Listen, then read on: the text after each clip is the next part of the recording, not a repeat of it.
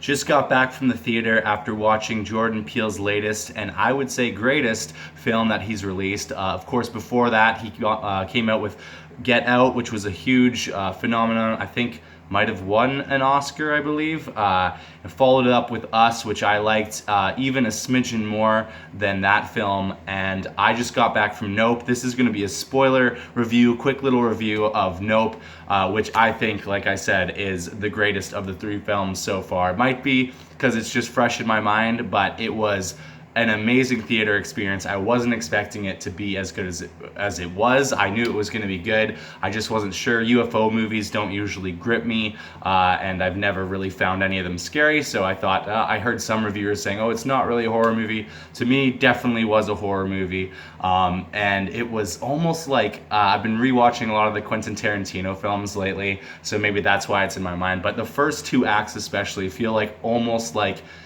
as if Quentin Tarantino directed a horror film. And it is different stylistically, but there's a lot of like flashbacks to when people are talking about something, they flash back to that thing even very shortly or whatever. And Tarantino likes to do that a lot, especially in his later films.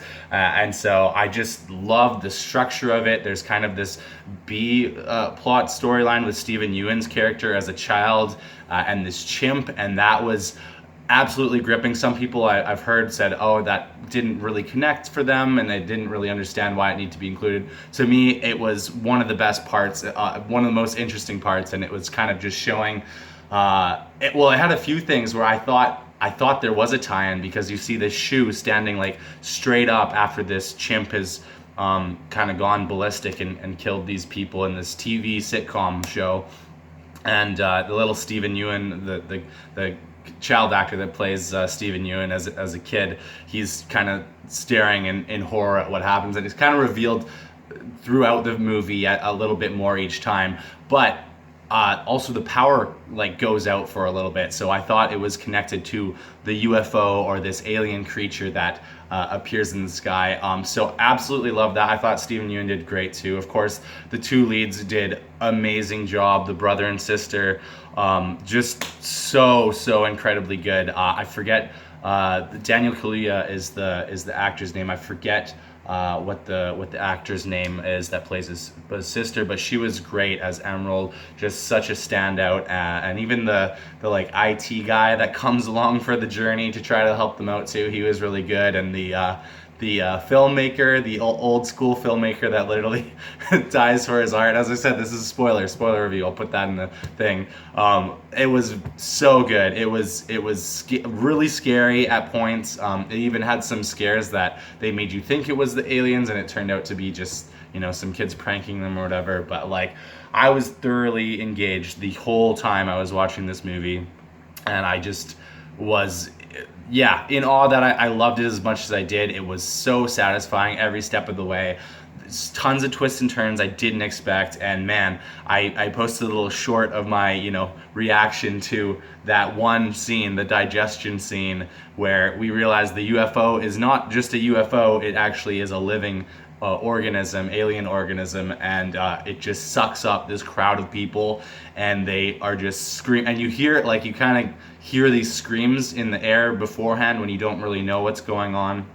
Well, if you saw the trailers, you know it's a UFO thing. But what you didn't know from the trailers is that, it's actually a living thing, and it sucks them up and then just digests basically the human beings alive, and this spits out all the junk afterwards.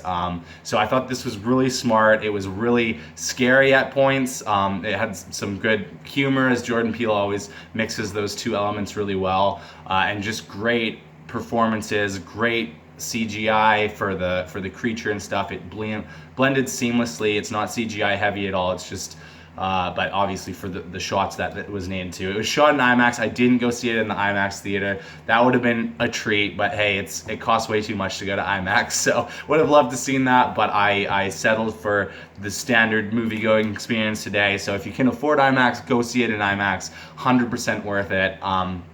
I asked a couple that was sitting next to me what they thought of the movie too, and they are really pleased with it. So I know some people have been mixed on it, but personally for me, this is my favorite Jordan Peele movie that's come out. He's 3 for 3. I loved Get Out. I loved Us, and this is just proves he just makes things that are so unique and that aren't being made You know, and they're obviously they're huge because his first film was just so well received that he's got the big budget now to do films with a little more need for those technical improvements that cost. And so just kudos to Jordan Peele, kudos to the cast and crew, everybody that was involved with this movie. This is, if not my favorite movie of the year, it's one of them. The Northman, I also gave it a 10 out of 10. Same with The Batman, and Everything Everywhere All at Once. I gave like a 9.8. It's pretty close as well. So it's definitely in contention to be my favorite movie of the year. But man, 2022 has just been such a great year for movies. I'm just so awesome. Such a great year for music as well. My review of Dance Gavin Dance's new album, Jackpot Juicer, will be out in a little bit as soon as I get time to do that. It's 18 songs. It's a behemoth, but I've been listening to that nonstop. My buddy just got married on the 29th, so I've been busy and celebrating with him and being part of the groomsmen and the wedding party. So yeah, been busy, but I want to get more reviews out there. There's so much going on. But yeah, Nope by Jordan Peele. If you haven't seen it, go see it. It does have some blood. It does have some language. It does have some scary moments. I think it's relatively accessible to audiences. It's not.